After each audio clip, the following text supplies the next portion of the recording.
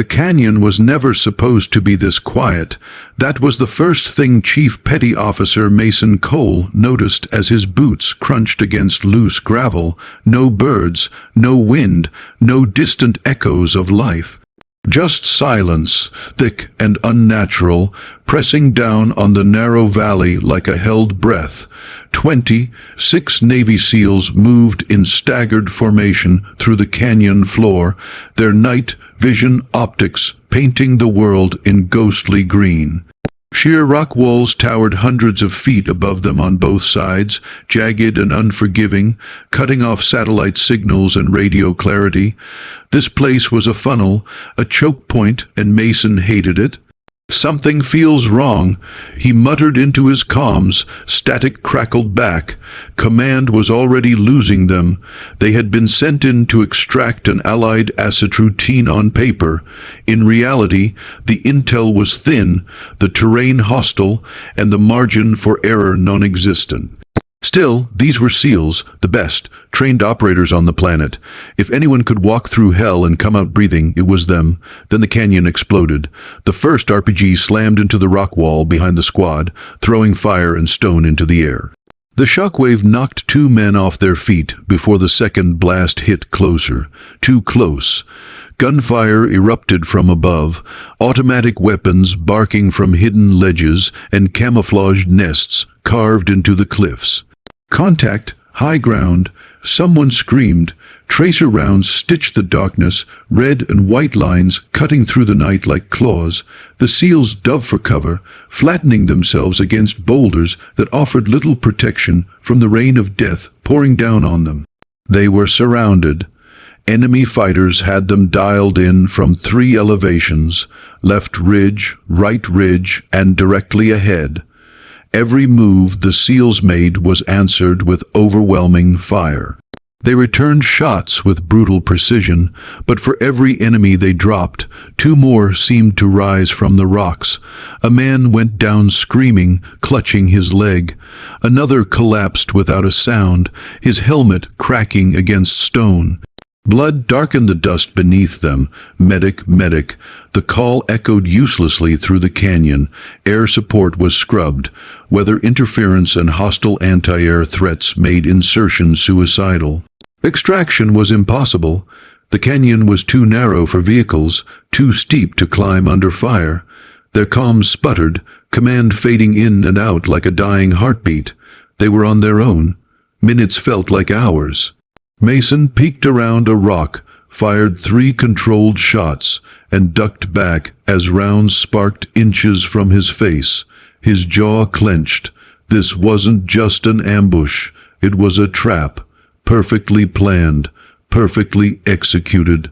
"They knew we were coming," he said grimly. Another explosion rocked the ground, showering them with debris. The smell of cordite and dust filled the air, burning their lungs. The canyon walls amplified every gunshot, every scream, turning the valley into a chamber of chaos. Men checked ammo, magazines were running low. One by one, the unthinkable realization spread through the squad. They weren't getting out. A younger SEAL, barely past his first deployment, whispered a prayer under his breath as he pressed himself into the dirt. Others stared upward at the cliffs, scanning shadows for targets they couldn't see. Even the veterans, the men who had survived places with names civilians would never know, felt it now. Fear, not the kind that paralyzes, but the cold, heavy certainty that death was closing in.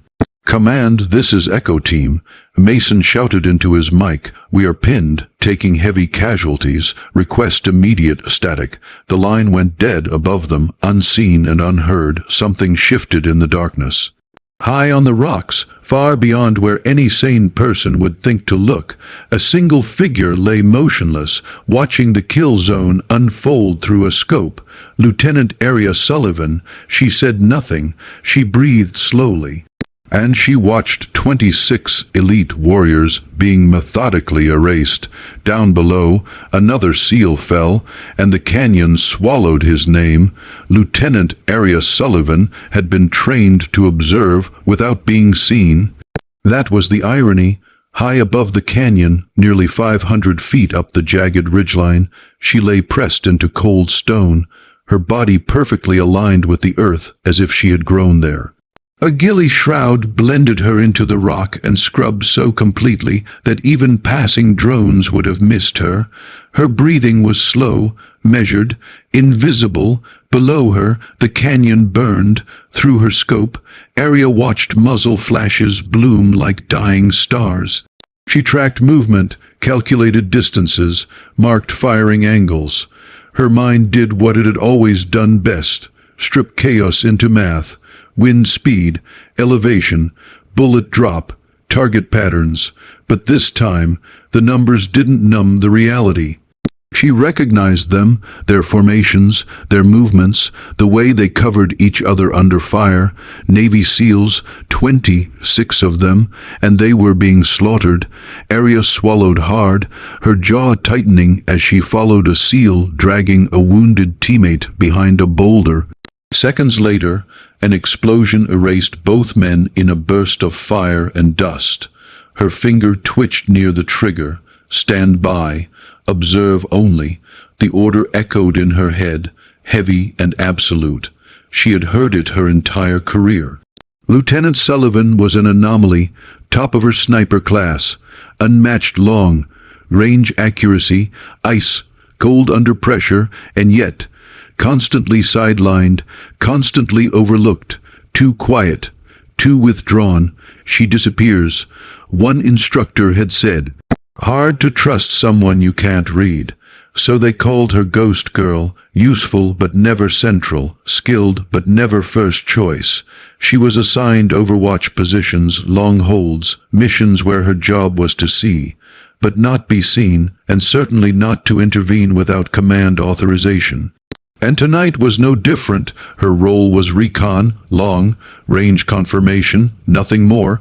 Aria's comms crackled faintly in her ear, broken transmissions from Echo Team bleeding through static, pinned, heavy casualties, then nothing. She adjusted her scope, tracking the ridgeline opposite her position. Enemy fighters moved with confidence now, no panic, no rush. They knew the SEALs were trapped. They were taking their time. Aria's heart began to pound, not from fear, but from something sharper. Helplessness, she radioed command, once, twice, no response. Satellite link was gone. Relay drone had been forced out by interference or shot down. The canyon was a dead zone. She was the only set of eyes still connected to what was happening below. Another SEAL fell. Aria clenched her fists until her gloves creaked. She remembered the evaluations, the quiet remarks spoken just loudly enough for her to hear. She's good on paper. Not sure she has the instinct. Snipers like her freeze without orders. Aria exhaled slowly, grounding herself. She pressed her cheek into the rifle stock and watched as an enemy gunner repositioned, exposing himself for just half a second. It would be an easy shot, 800 meters. Mild crosswind, clean angle, her crosshairs settled. Then she pulled back. She wasn't authorized. Her gaze shifted to the cliff edge below her position. She knew the terrain. She had memorized it hours earlier. The drop was sheer, the rock face fractured and unstable, no climbing routes, no anchors, non-traversable. That was what command had said. Another explosion ripped through the canyon. Aria flinched. She zoomed in again and saw something that made her stomach drop. A SEAL kneeling in the open, firing his last magazine to cover the retreat of others. He was bleeding from the shoulder. He wasn't going to make it. And still, no orders came. In that moment, something inside Aria cracked. Not loudly, not violently, but completely. She realized the truth. If she stayed hidden, they would all die. History would record the mission as compromised. The canyon as hostile, the loss as unavoidable, and her name wouldn't appear anywhere at all. Aria shifted her weight, slowly crawling backward from the ridge edge. Her mind raced, not with doubt, but with planning.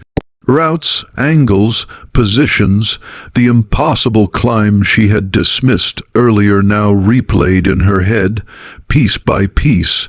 Rules existed for people who waited to be told what to do. Ghosts didn't wait. She keyed her mic one last time. "Lieutenant Sullivan, Overwatch." She whispered into the void, "I'm breaking position." No one answered.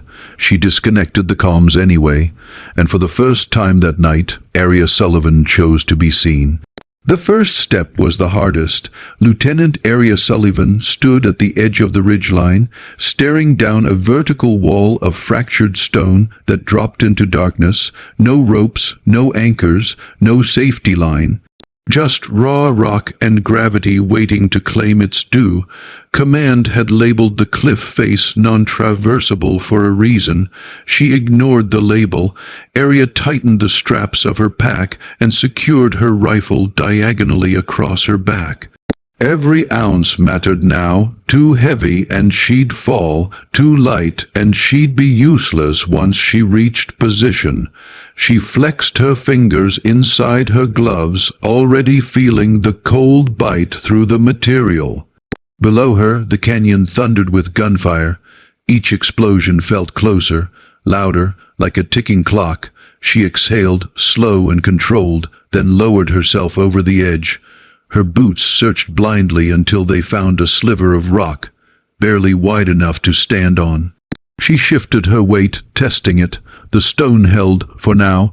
Aria moved laterally first, inch by inch, hugging the wall as tightly as she could.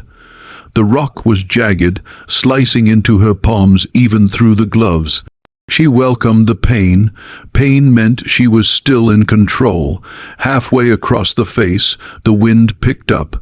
It howled through the canyon like a living thing, tugging at her ghillie shroud, threatening to peel her from the cliff. Aria froze, pressing herself flat, counting breaths. 1, 2, 3. The wind eased. She moved again. A loose stone shifted beneath her boot. Her heart slammed against her ribs as the rock broke free, clattering down into the abyss. She watched it disappear, listening until it finally struck far below, too far. If she fell, there would be no second chance. Her arms began to burn. Muscles screamed in protest as she reached higher, searching for holds that barely existed. Each movement was deliberate, rehearsed in her mind seconds before she executed it. She couldn't afford panic. She thought of the seals below, faces she had seen only through optics, men who didn't know her name. Men who were still fighting, still covering each other, still refusing to die quietly. That thought pulled her upward when her body begged her to stop. Her glove tore open on a sharp edge. Blood slicked the stone, warm against the cold rock. She clenched her teeth and adjusted her grip, smearing red across gray. Keep moving. The climb stretched on, time warping into something meaningless. Minutes felt like lifetimes. Her shoulders trembled. Her legs shook uncontrollably as exhaustion set in. Then the ledge appeared, a narrow shelf, barely 3 feet wide, hidden in shadow, a sniper's dream if you could reach it alive. Aria hauled herself up, collapsing onto the stone with a quiet gasp. She lay there for a moment, chest heaving, eyes squeezed shut. She was alive. Below her, the firefight raged on. She rolled onto her side and unslung her rifle, checking it with practiced hands, scope intact. 0 untouched, chamber clear, good. She crawled to the edge of the ledge and peered down. The canyon opened beneath her like a wound. Enemy positions revealed themselves now from this new angle. Fighters exposed on ridgelines they thought were safe, confident no one could reach a vantage point like this. They were wrong. Aria adjusted her bipod and settled into position, aligning her body with the rifle as if they were one piece. The chaos below faded into the background. Her breathing slowed, her pulse steadied. This was where she belonged.